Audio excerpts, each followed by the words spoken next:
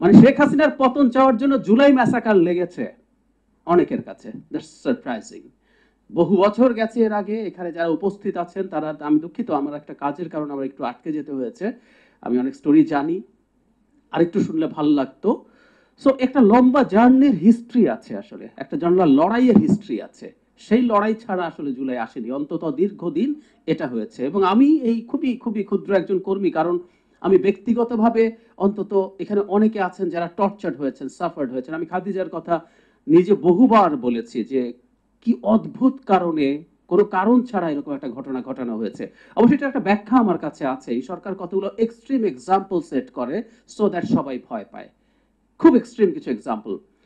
এটা করব, শিশু 58 জন শিশুকে নিয়ে যাব, আমার মনে পড়ে, আই ফরগট হার নেম, রাত গভীর রাত 12টার সময় নিয়ে যাওয়া হয়েছিল, রক্তকন্যা বলে রাজবাড়ির একজন আছেন, গভীর রাতে নিয়ে যাওয়া হয়েছে। তো এরকম কতগুলো ঘটনা এক্সট্রিম এক্সাম্পল তৈরি করে, সো আমরা যাতে ভয় পাই। আমার জার্নির ক্ষেত্রে দুটো কথা বলে শেষ করি, এখানে খুব বেশি সময় আর নিতে চাই না। সেটা হচ্ছে মানে তাদের সার্ভেলেন্স কোন পর্যায়ের বলি। আমি যখন টকশোতে কথা বলছি, লিখছি পত্রিকায়, তখন 2018 সালের নির্বাচনের আগে আওয়ামী লীগের কয়েকজন আমাকে এভাবে এক ধরনের ওয়েল উইশারি, যে যাই হোক তুমি যদি কথা বলা চালিয়ে যেতে চাও তোমাকে একটা টিপস দেই। টিপটা হচ্ছে ওই পরিবারকে স্পেসিফিকলি মেনশন করে কোনো কথা বলো না,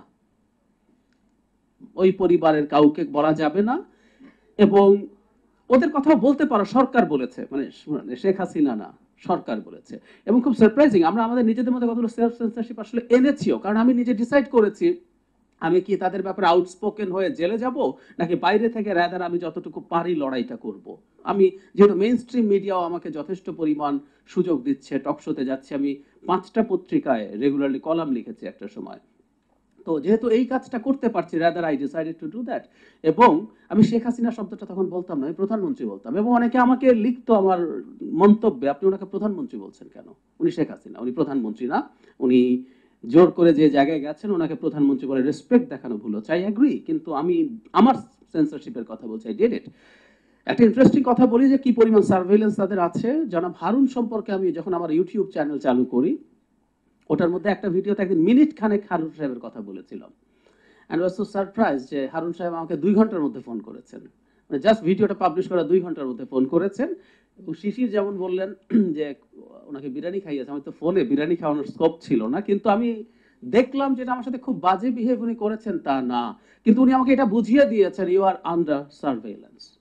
আপনি, উনি আমাকে ব্যাখ্যা দিচ্ছেন, আপনি যা যা বলছেন আমার ব্যাখ্যাটা বলি। আই ডিবেটেড উইথ হিম, কিন্তু উনি মোটামুটি সফটলি ব্যাখ্যাগুলো দিচ্ছেন এবং আমাকে স্মরণ করিয়ে দিয়েছেন যে আমি যেন সাবস্ট্যান্সিয়ালি কথা বলি। মানে এই 2 ঘন্টার মধ্যে উনি এসে হাজির হয়েছেন। আমি শেষ মেজর প্রবলেম ফেস করেছি অভ্যুত্থানের সময়টায়।